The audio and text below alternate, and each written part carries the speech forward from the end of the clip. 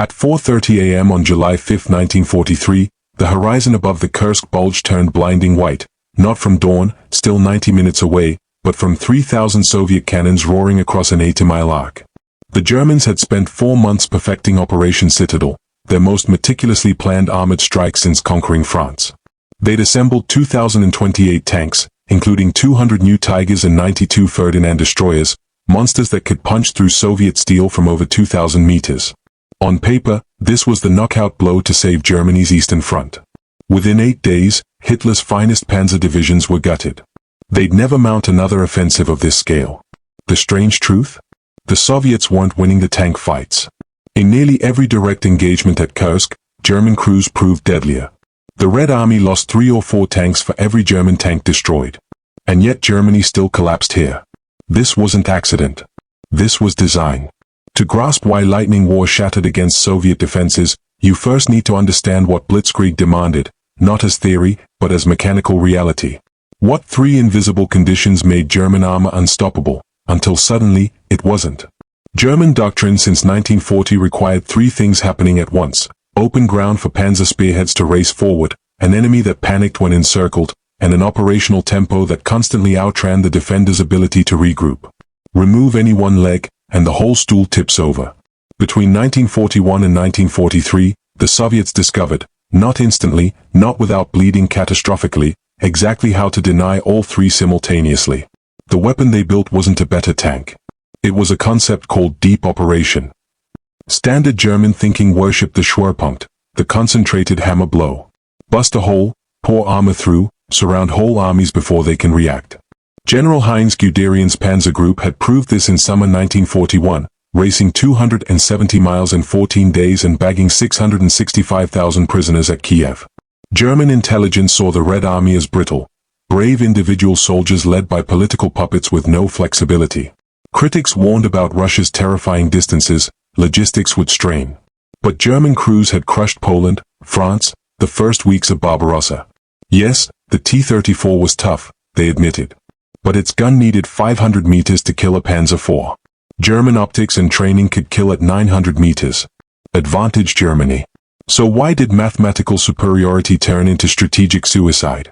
The secret hid not in any single weapon but in what Soviet theorists, especially Mikhail Tukhachevsky, executed in 1937, and later his heirs Vasilevsky and Zhukov, understood about the geometry of mass destruction.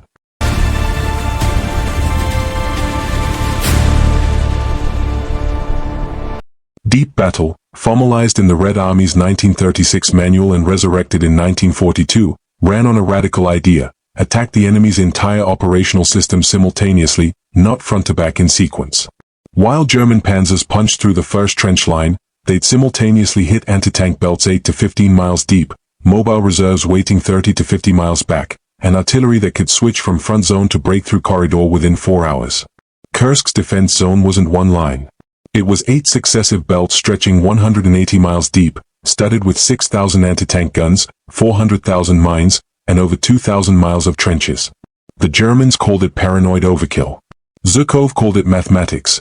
Even if the Germans smashed through 5 belts, which he expected, they'd reach belt 6 having burned their fuel, their ammunition, their spare parts, and most critically, their psychological momentum. On July 5, General von Knobelsdorff's 48th Panzer Corps did exactly what German doctrine promised. By noon, lead elements of the 3rd Panzer Division had ripped a 4-mile-wide, 5-mile-deep hole through the Soviet 6th Guards Army's first belt. German after-action reports gleefully noted T-34s engaging at under 400 meters, getting slaughtered by long-range Panzer IV fire. The 3rd Panzer destroyed 44 Soviet tanks that morning. They lost 7 of their own. Textbook victory.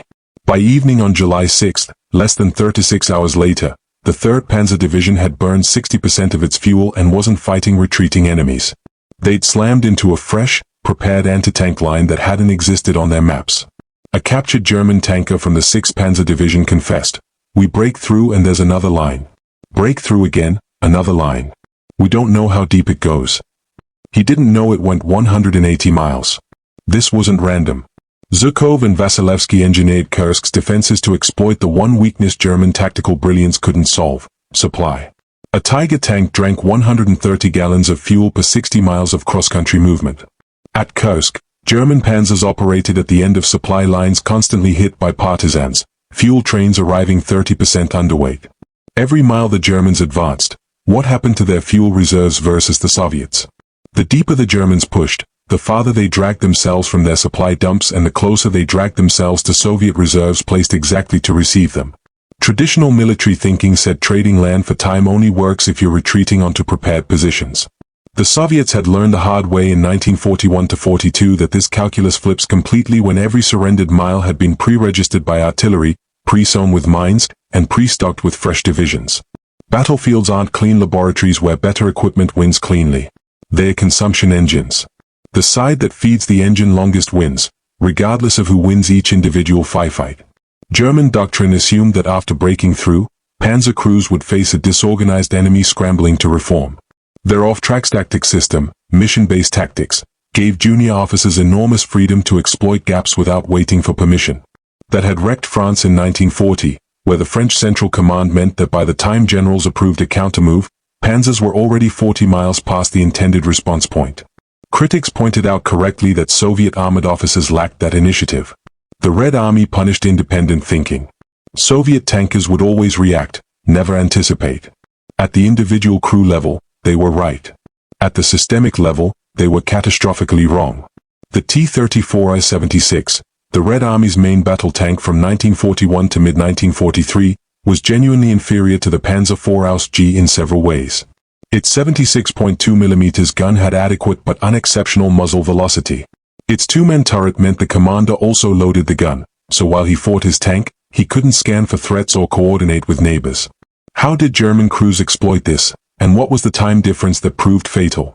German crews with a dedicated commander's cupola and three-man turret could acquire a new target in roughly 15 seconds.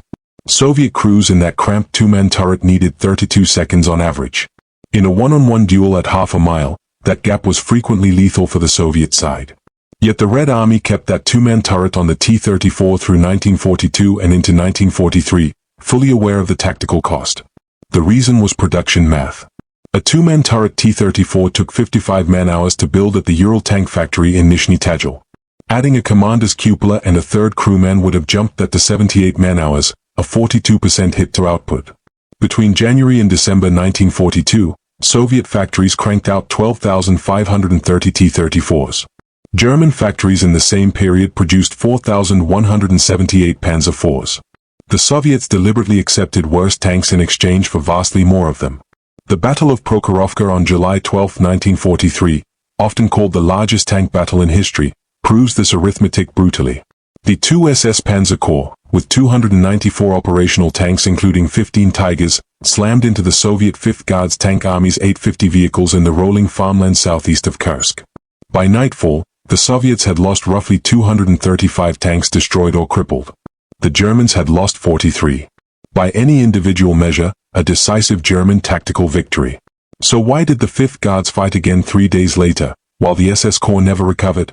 The 5th Guards Tank Army withdrew in order, received replacement vehicles from operational reserves within 72 hours, and was combat-ready again by July 15.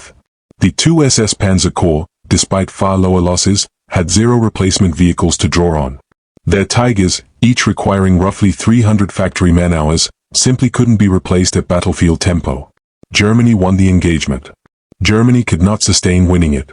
The deeper insight Zhukov grasped, and German planners consistently underestimated, was that industrial-scale warfare isn't decided by who wins engagements but by who regenerates combat power faster between engagements. This idea wasn't new. Tukhachevsky had written about it in 1926. Even earlier, General Brusilov's 1916 offensive had deliberately attacked on multiple axes simultaneously to prevent Austro-Hungarian reserves from concentrating. What was new in 1943 was the industrial infrastructure to execute it. The relocation of Soviet defense industries east of the Urals between August and December 1941, a logistical miracle involving 1,500 factories and 10 million workers moved in under 5 months, created a production base genuinely beyond German air range. Soviet commanders weren't blind to their equipment's tactical inferiority. They were deliberately trading tactical excellence for systemic resilience. They'd spent 2 catastrophic years of defeat learning exactly what exchange rate they needed. Operation Bagration, launched on June 23, 1944, precisely 3 years after Barbarossa, is the moment when everything the Red Army had learned crystallized into perfect execution. 4 Soviet army groups with 2.4 million men attacked German army group center simultaneously across a 300-mile front. German planners expected the main Soviet push in Ukraine, where the terrain favored tanks. Instead, they met the full architecture of deep battle applied with surgical precision.